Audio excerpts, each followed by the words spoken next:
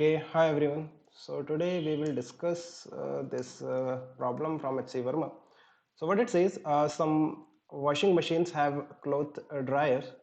It contains a drum in which wet clothes are kept. As the drum rotates, the water particles get separated from the cloth. The general description for this action is that the centrifugal force throws the water particles away from the drum. A comment on this statement from the viewpoint of an observer rotating with the drum and the observer who is washing the clothes. Fine. So आप देखो एक drum होता है inside the washing machine जो rotate करता है और जो वाटर पार्टिकल्स हैं attached with the wet clothes वो सेपरेट हो जाते हैं. सो हमें ये बताना है कि वो क्यों सेपरेट हो जाते हैं from the view point of two observer. एक तो ऑब्जर्वर वो है जो इनसाइड द ड्रम है, मतलब उसी के साथ रोटेट कर रहा है. अगर ये जो observer is inside the drum as rotating with the drum, इसका मतलब वो ड्रम के फ्रेम ऑफ रेफरेंस से रेस्ट में. एंड ये जो ड्रम है ये एक नॉन इनर्शियल फ्रेम है, बिकॉज अगर ये रोटेट करेगा तो इसके पास एक सेंट्रीपिटल एक्सेलरेशन होगा, right. So if I ask this observer to draw the free body diagram of this water particle attached with the wet clothes, तो वो किस तरह से बनाएगा?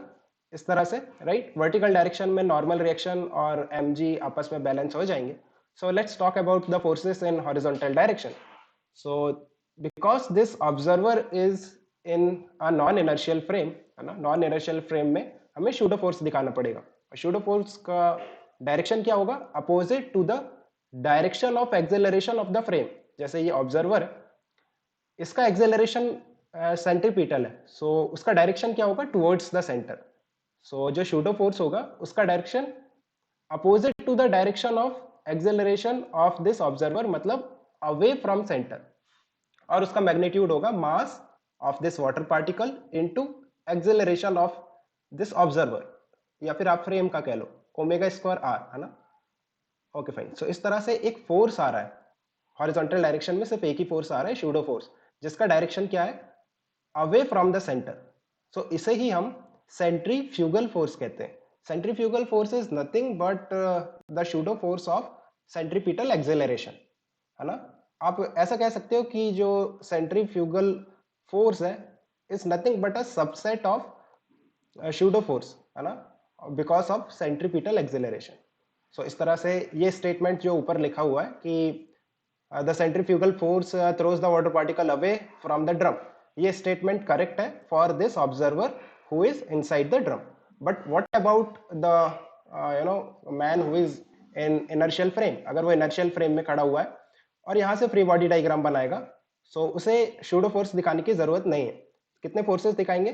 वर्टिकल डायरेक्शन में mg और नॉर्मल, जो कि बैलेंस हो जाएगा. So you can see there is no force in the horizontal direction on this water particle, right. So अगर फोर्स नहीं है, then by Newton's first law it will continue to move in a straight line. So ये straight line में move करता रहेगा.